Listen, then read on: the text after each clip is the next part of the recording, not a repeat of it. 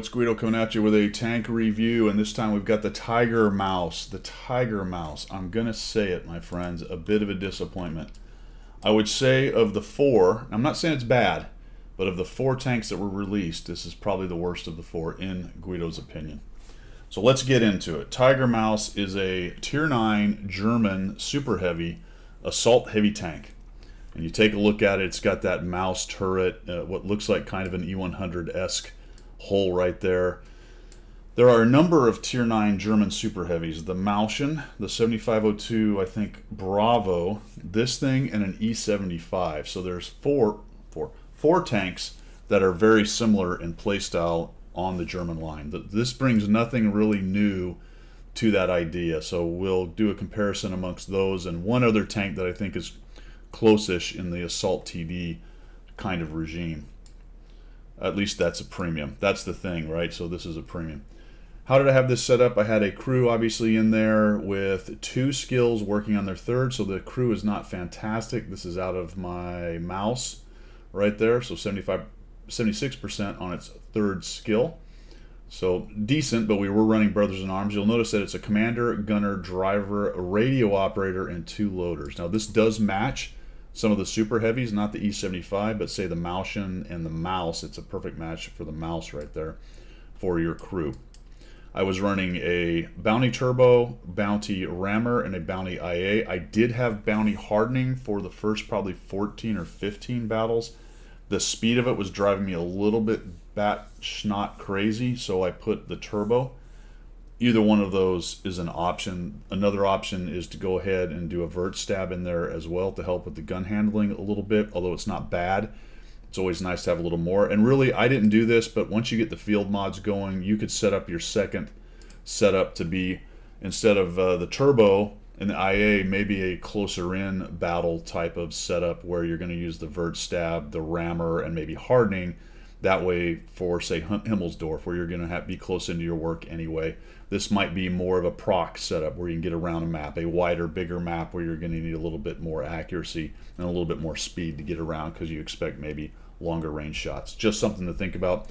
I have a couple of the large kits. I did run food in there as well, so that was my setup, and I ran with 18 APCR rounds. It does give you 311, so that 300 is a cutoff to the super heavy type of armors where you now have a chance of getting through some of the thicker armor. Obviously weak spots, very easy to get through with 311, most weak spots, but that 300 cutoff is pretty important to take on some of those super heavies and the really heavily armored TDs, especially at tier 10. That's how I had that thing set up. Take a look at my stats. How did I do? Well, I ran a 50% in 20 battles. Not too fantastic, to be honest with you. 915 is okay on experience. I'd really rather that be up to 1,000. Coming over here, we survived 40% of our battles, so we are lasting into the games and doing our best to be effective. Its mobility kind of hurts it, to be honest with you. I lost a lot of close games. A lot. I mean, I only had 20 battles, guys, but a couple, let's call it a couple close games, where my maneuverability, I just couldn't get the turret around or the tank around to deal with a couple guys end game, and they were able to get beside me and kill me, that kind of stuff. 73% hits is pretty good. 1.15 damage ratio and 1.08 destruction is not great at all. And this is the one that really surprised me, guys. Only 0.52 armor use efficiency. Now, it's early days. It's only 20 battles. We'll see what happens when I get to 100 battles. But my initial impression of its armor is that it's situational, and that seems very strange on a tank that it's a super heavy, right? This should be a relatively brainless kind of armor tank when you take a look at it and the armor thicknesses, but it just, for me, turns out to not be so. It really doesn't. And let's just check this out, because if we go to my other tier 9s, let's start with the 4502 Bravo, which is a tank I haven't played for a long time, so this is probably some old metadata. Still, I am running a 1.34 armor unit efficiency on that thing. That's just a well-armored tank. And really, it's the same shape. It's a rear turreted. It's got a large lower plate that's exposed. The turret's okay, but not fantastic. All that good stuff. E75, 0.93. Mauschen, real low sample size of 9, but 1.27. So the Tiger Mouse is just falling on its face, and I think a lot of it has to do with the really gigantic lower plate. And the upper plate's okay, but not great. And honestly, the turret itself can be penned. It's only about 300. We'll take a look at the armor in just a minute. So I thought that was kind of interesting. I'm averaging 2,000 damage a game, 584 assist right there, and I'm obviously taking a lot of damage with only a 50% win rate. I did manage a 3,984 damage game with a couple kills as my max. Like I said, I don't think it's necessarily a bad tank. I think it's just not as good as some of its stats show. And it may be a case of me assuming that the armor's better than it is and not working to use the armor as well as I could. And I think in today's meta with the power creep and the penetration stuff, you really have to pay attention to the armor on your tank, do the correct angling. It's always a case if you don't want to expose yourself any more than you have to, but I think you understand what I'm saying. It looks great. It looks like you should be able to Mongo crush, but it's a tank you're still going to have to be very careful with. You can make the armor work, but it's not mindless. It's not brainless. Let's take a look at how it's doing overall.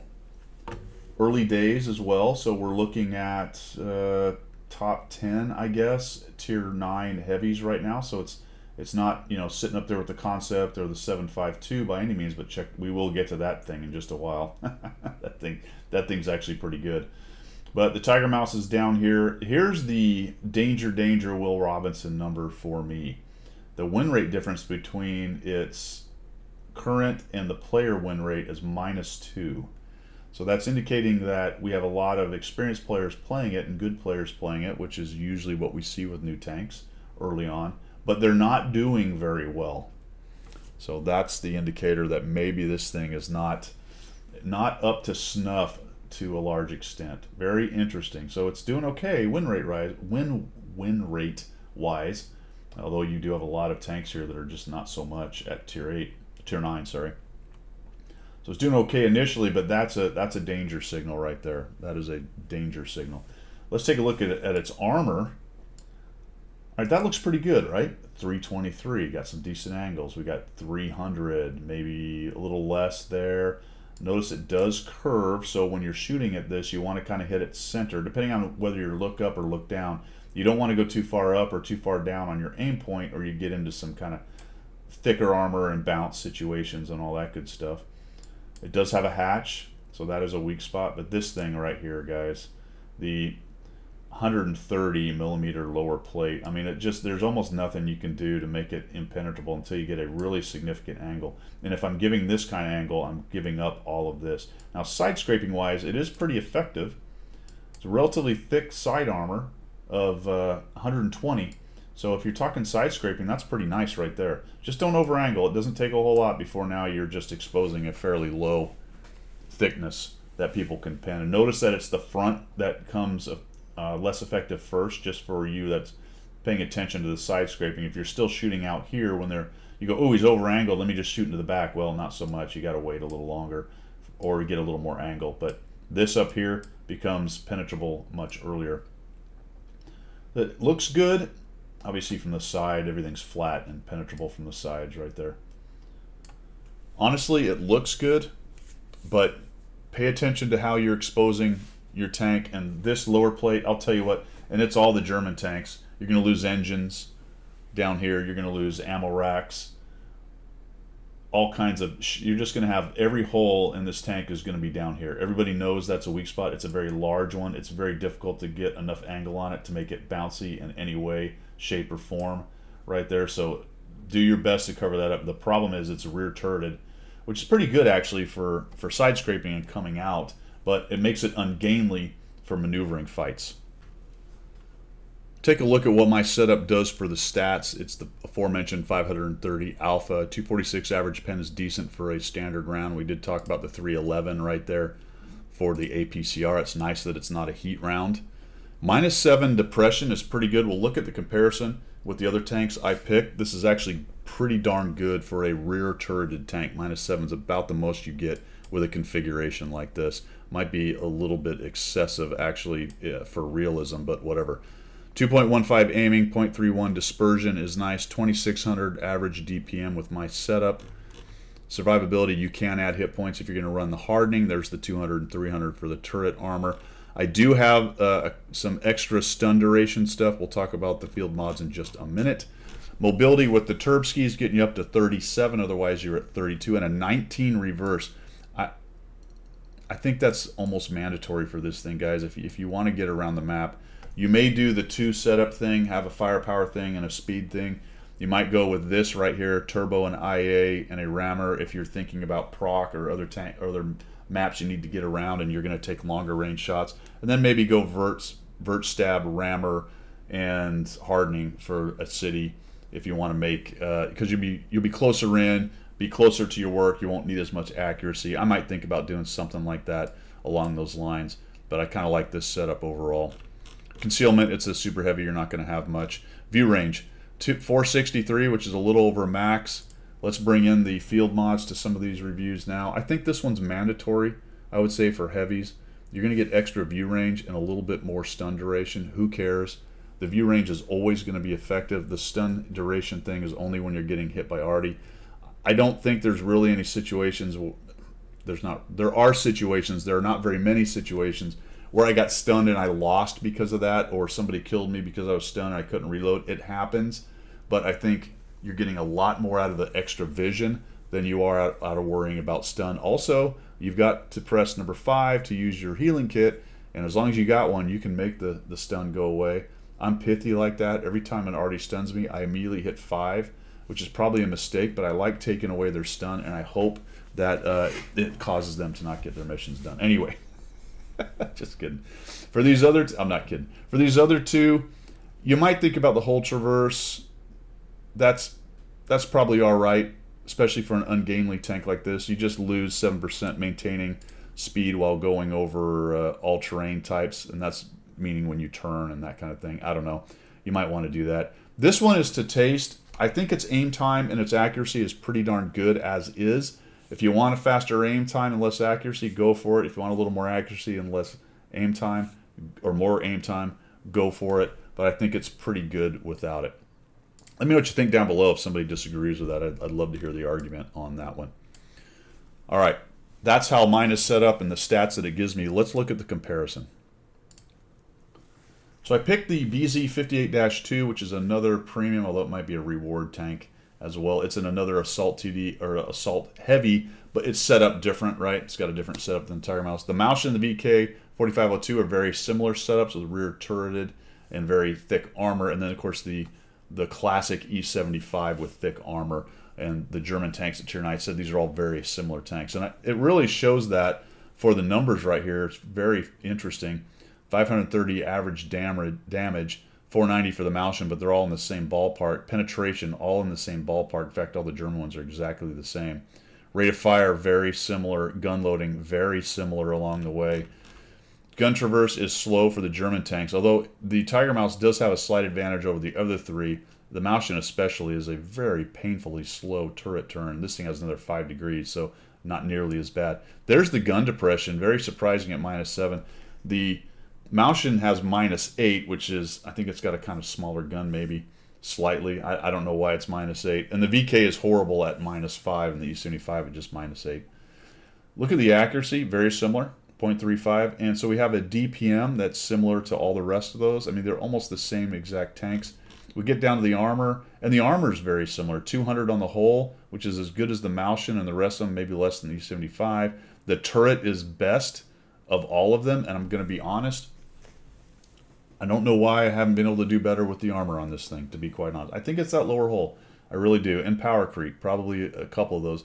The numbers from all three of these are from a long time ago, to be quite honest. All right, mobility, 32. With my setup, remember, it's 37, so it's slower than a couple of them. The E75 is the fastest of all these guys. It's not Malchen slow, though, at 20. That's extremely painful. Come on down here. We got 413 standard view range for all these guys. So really good view range, to be quite honest, for the German tanks in general. You're going to see that for a lot of the German tanks. So what do we got on the comparison? It's right in there with the rest of the German super heavies, to be honest. I just had a worse time with the armor, based on probably a lot of specific current situations with meta and power creep, all that good stuff. So it just didn't hold up. It really didn't. It was not the armor that I thought it was going to be. All right, Obi-Wan, this is not the armor you thought it is. Not at all. All right, first example that we're going to go through here, we're platoon with Zemke and Yuhu. We're going to come into the Pilsen factory over here, head off to the right, see if we can't get any sniperino shots on hatches. So it's pixel sniping time right now. What I'm going to show you here is that despite my complaining about it, look at this little hatch. Oh, it's nice. Sometimes, despite my complaining about it, it can be a strong pusher, and it can use its armor to decent effect. That was pretty good, actually. There's a bit of luck right there. You saw how big the dispersion circle was, so I sniped that poor guy's hatch in that little V. Just take a note of that V right there in case you think you're hiding from people. I have had people do that to me. If your tank is tall enough, they might have a shot on some weak spot and do 504 damage through a tiny hatch on the top of your tank. It's just the way the game is played, fellas. That's how it goes. We're going to hang out here for just a little bit. Zemke takes out the AE Phase 1. That is a great initial kill. I wish I'd have been ready. I was kind of talking, wasn't paying attention. You saw me react late to it. I might have had another shot into that guy's hatch. So he took a peek, probably trying to bait a shot, make me miss, and maybe come out and shoot one into my face or maybe into my lower hole. Notice that I'm side scraping here, right? So I want to try to minimize the amount of lower hole he has a shot at. Nice tall tank, so I'm able to see up and over this rubble pile without exposing too much of it. There goes Zemke pushing across. There, I'll do the review on that 752 as soon as I get enough battles in it here in a little while. The enemy team is not too interested in being very aggressive right here. We're just going to actually push into them and start beating the snot out of them. I do get spotted by the turtle, but that's fine. Now they know I'm coming. It would be nicer, actually, if he did not know I was heading over here. The 57 pushes in. I'm just going to no respect. Try to turn my hole a little bit so it's not so easy. But he just thumps me. Right? Just takes that shot. Did he go into the lower hole? I believe he did. It's hard to see with this ant or with this camo. Now, that's pretty funny. It's hard to tell with this camo where there's a hole or not, but he certainly pinned me somehow. My assumption is it was in the lower hole there. Down he goes. Got 1,000 damage, 976 assist. We'll just push around here, kind of no respecting these guys. This was before the turbo, so notice the relative slowness of the tank.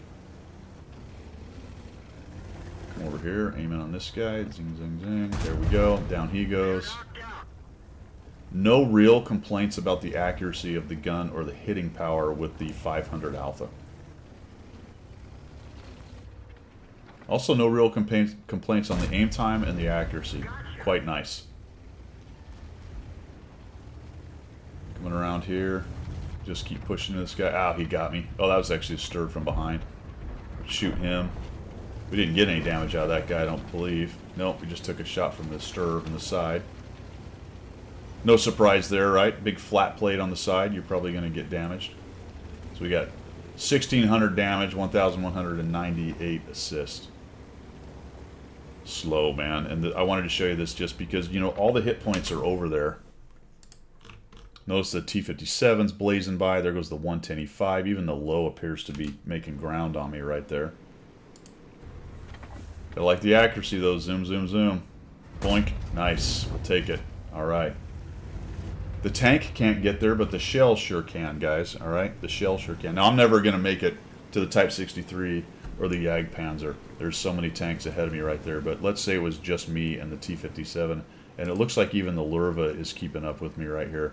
So nice and slow without that turbo. I'm not going to belabor the rest of this. We end up killing those guys. So we got 2,200, 1,198 assists, and a couple kills. But good at pushing. We only bounced 280. I mean, it just seems like how it went, right? Although I didn't have a lot of opportunity to work the armor well on that one, right? I came around and I had to shoot the guy in the factory, and he had a nice shot right into my lower plate, which, is it seeable now? Where is that shot? He may have gone into the corner here as opposed to under the plate. It's hard to see where that shot went. Very interesting. It might have gone up underneath. Don't know. What is that, little spark going by? Guess so. All right, next example.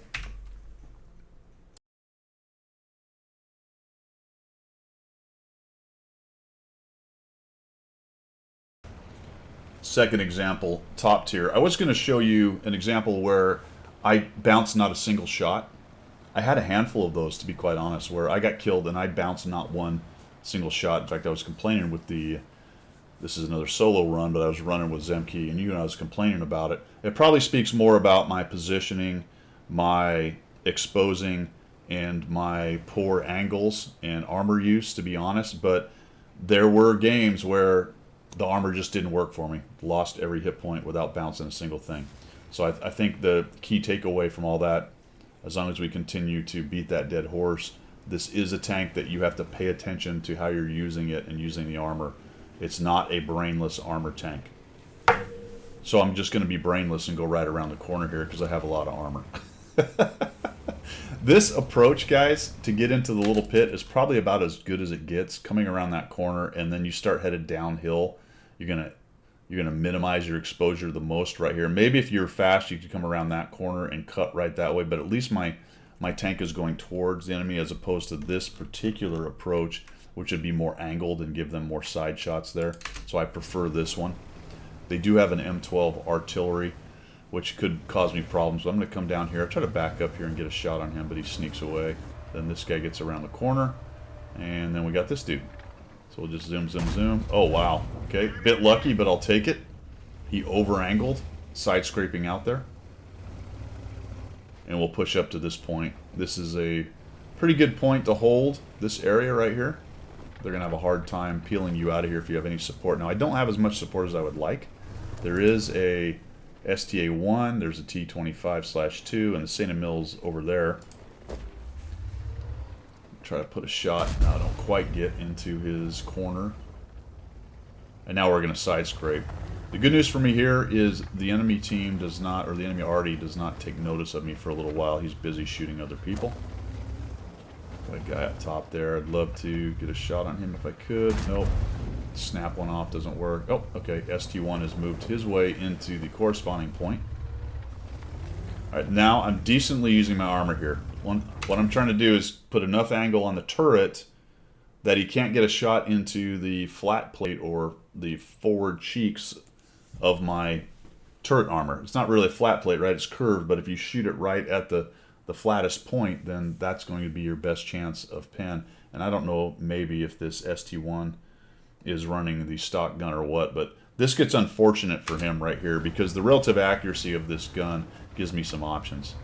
He's kind of looking at me, but I don't know. Tell me how. It just did, right? So I'll take it. I'll take it. That was skill insofar as I took the shot at the weak spot and knew where it was. It was pure luck insofar as the gun actually hit it. Again, popping out. Alright, so skill knowing where to shoot, some serious luck dispersion-wise, both those shots going in there. I was starting to feel invincible at this point with this tank.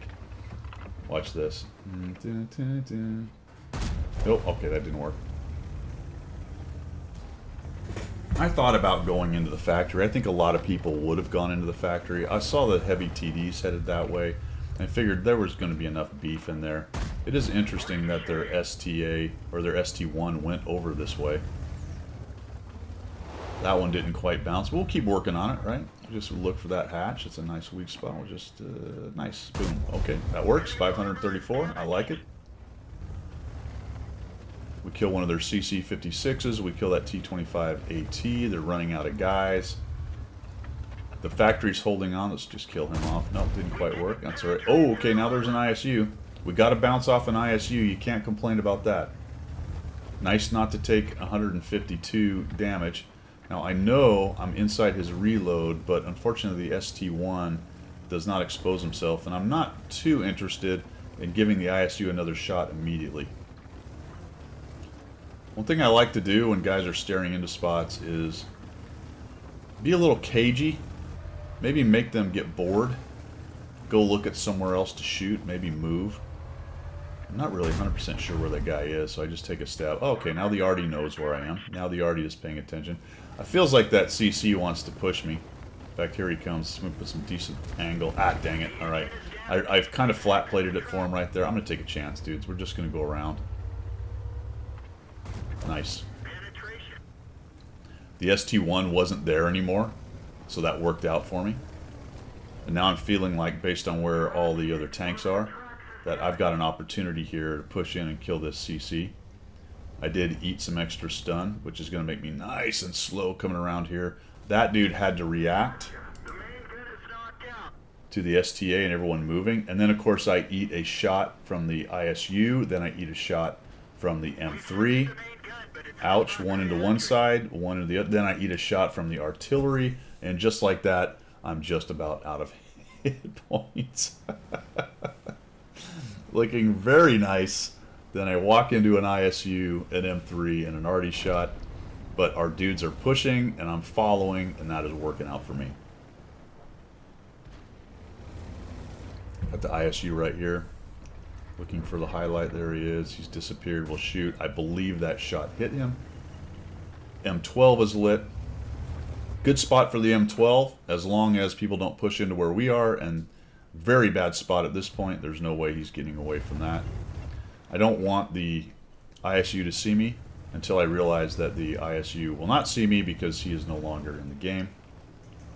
We're at 2,699. I believe it's over 3,000. We got 2,119 assists. Get our repair kit back. We'll fix all that stuff.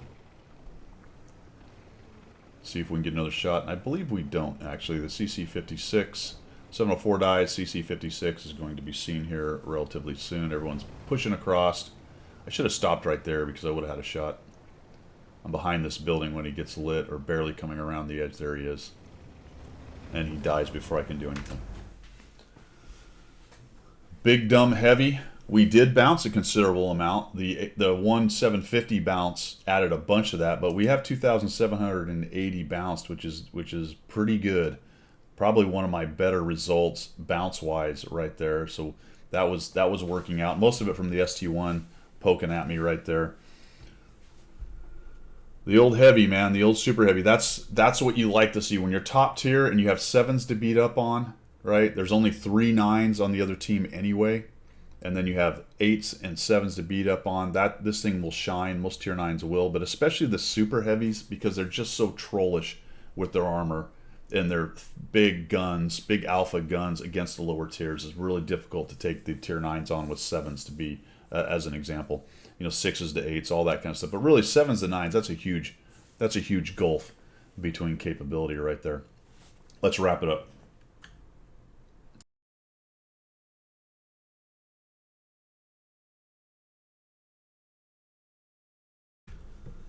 Final thoughts on the Tiger Mouse. I think it's the worst of the 4. I think it's a good tank, but it's the worst of the 4. That's my opinion of the Christmas tanks that came out Holiday Ops 2024.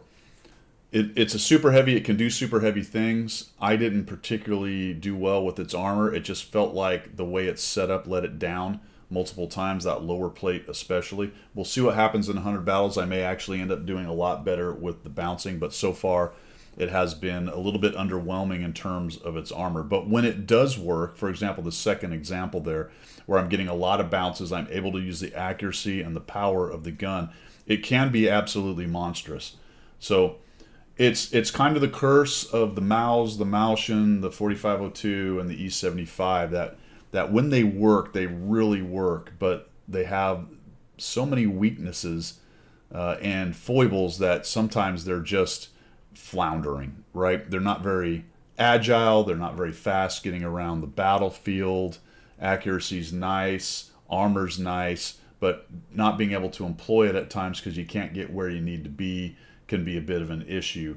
So a bit of a mixed bag, I believe, is what I would call the Tiger Mouse. If you like super heavies, this will be right up your alley. It has plenty of the things that super heavies can do. It can side scrape. It can get bounces off of the turret. As long as you hide the lower plate, you're in good shape. Or obviously you don't get shot in the side because it's such a gigantic billboard. It is vulnerable to arty. Anything with the big flat tops like this, the pens from arty are absolutely brutal when they go right in. Other curved tanks sometimes with better angles, especially from above, sometimes the shell won't pen, so you'll still get hit. But HE shells coming straight down on big flat tanks like this can be absolutely brutal. So if you like the super heavy tanks, this may be right up your alley, and you may like it quite a bit more than I did. If you're not into slow, ungainly super heavies, it may not be. It may not be up your alley. That's all I've got on the Tiger Mouse. You guys let me know what you think down below. Am I off base? Am I tracking? How are you liking your Tiger Mouse if you have it? See ya.